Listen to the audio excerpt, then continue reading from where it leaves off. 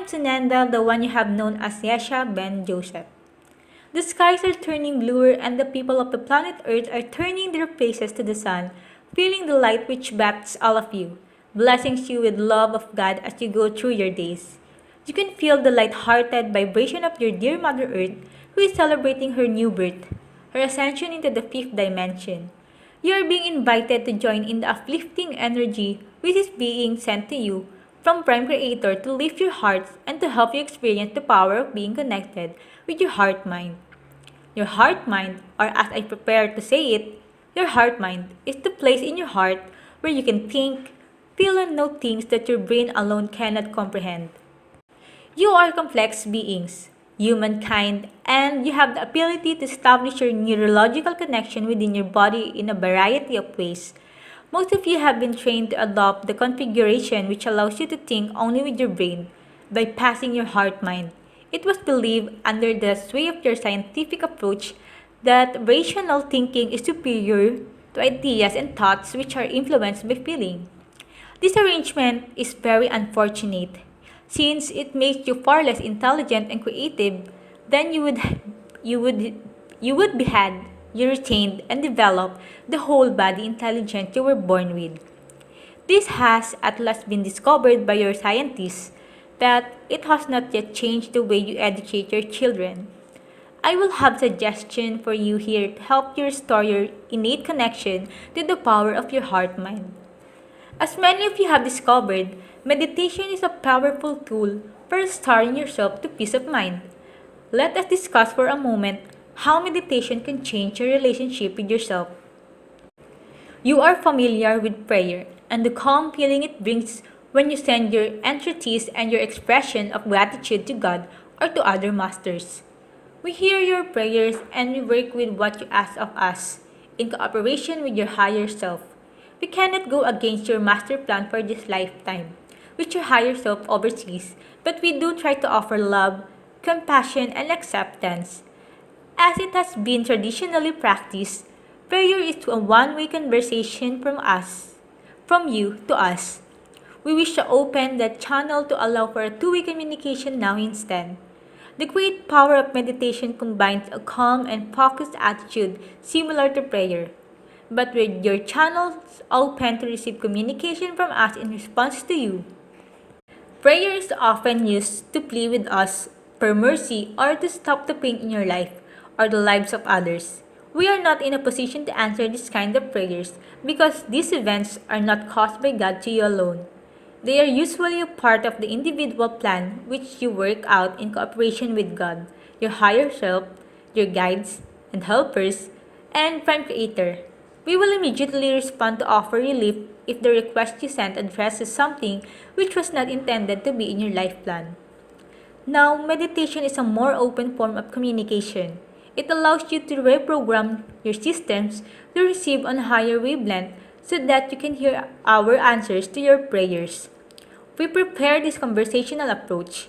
It may feel odd to those of you who feel overwrought by the presence of your masters, but we wish to assure you that none of us wishes to be worshipped or held at a distance. We are here to serve you, to teach, and to offer you the love of our hearts. I wish to communicate with you, heart mind, as you might say. Think of this as an activity similar to attending a seminar or personal tutoring session with your college professor. The teacher is not different from you in kind. She or he is more advanced along the path of learning by virtue of long years of study and discipline, wishes to help you with your own progress.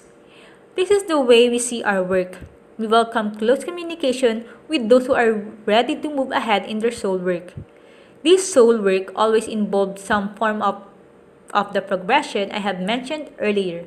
Learning to take command of your own feelings and thoughts, healing from the traumas and painful memories of many lifetimes, clearing away old patterns you learn to think of as who I am, to make room for the true, brilliant, and free self you can be. I urge you to begin thinking of yourself as the one who is your higher self. In this picture, you embody the sum of all lifetimes, all knowledge, and all growth. Your current personality and the collection of ideas, thoughts, feelings, and beliefs are just the ephemeral collection of responses to what you have experienced in this particular lifetime. A tiny part of the soul you really are. Begin by moving back from your soul to get a long range perspective on this body, this short lifetime, and the timeline you have experienced so far. See this life as a part of the enormous whole that is your cosmic self, and see that cosmic self as a part of the whole of the great reality, which includes all of creation. When you meditate on this vision of yourself within the cosmic whole, you will begin to see that you are neither a small insignificant speck, nor a limited and finite human with 80 or 90 years existence. You are a necessary cog in the great wheel of life, a crucial part of this earth ascension, and beloved child of creation. Every feeling or thought, every action, every lifetime plays an irreplaceable part in relation to all others. You have touched innumerable other souls and have been touched by them.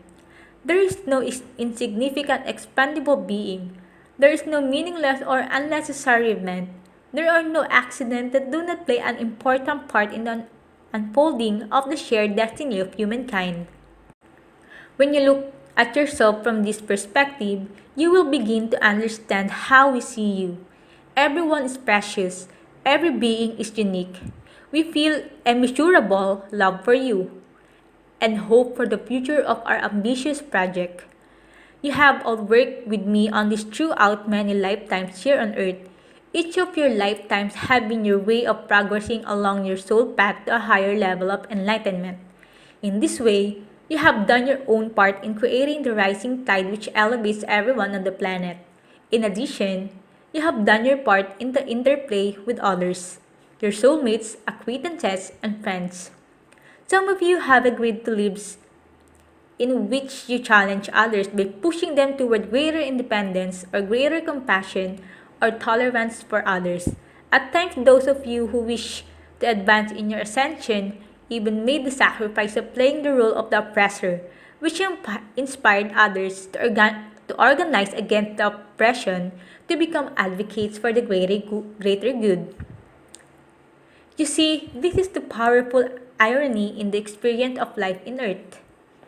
It brings out the courage, the conviction, and the highest level of dedication to the light when people are put in the most difficult situations.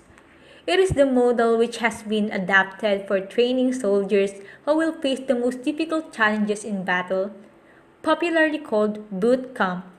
Yes, this is the way the universe sees your sojourn here, and why they are admiration of your progress. There are other ways to evolve as souls, but none so arduous, thorough, and in cosmic terms, resulting in such rapid change.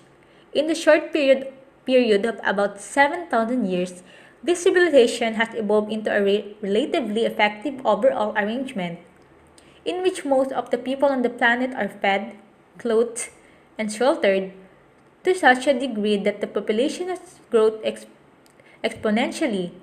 In spite of areas of poverty, your life expectancy has risen across the globe, and there is the growing popular belief that medical care, literacy, availability of clean water, and sufficient food is a right which all should enjoy. It has not yet been achieved, but the seeds of success have taken root in the heart mind of the whole planet, even with the interference of those in power who would put their own greed before the well-being of others. Groups of private citizens continue to achieve wondrous progress through humanitarian programs. We in higher dimension can see the trajectory of your efforts. Projects began have a natural impetus to move toward Procyon in the high energies of the current wave of Lionsgate energy from the central sun. Acts of kindness performed yesterday have already taken flight to spawn further generosity in others. The actions of those reading these messages are beginning to shift the level of energies from tentative hopefulness to excited anticipation. We can all feel something coming, something exciting and fulfilling is about to break through into consciousness in yourselves and in the larger world. It is a time of moment, a time of questioning of all ideas and old ways, including two major areas: the religious belief system, which have become rigid and exclusionary and destructive to human happiness based in love for one another, and the economic belief system, which have allowed and even encouraged the destruction of Mother Earth herself, the one who has given life and sustenance to all. All this will change. I have returned to give support and encouragement to those who have followed their deepest inclination to raise themselves and their fellow humans up, to participate in acts of kindness and generosity even when no one was watching them. The unsung heroes among you are many, and they form the legions of light which will become the foundation for the new golden age.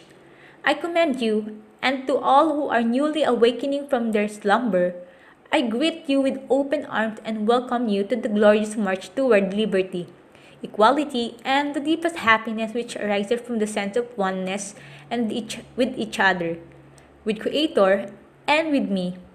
We are here for you at every moment, awake or asleep, and we are whispering in your ear even now as you read the messages. These messages, we are one.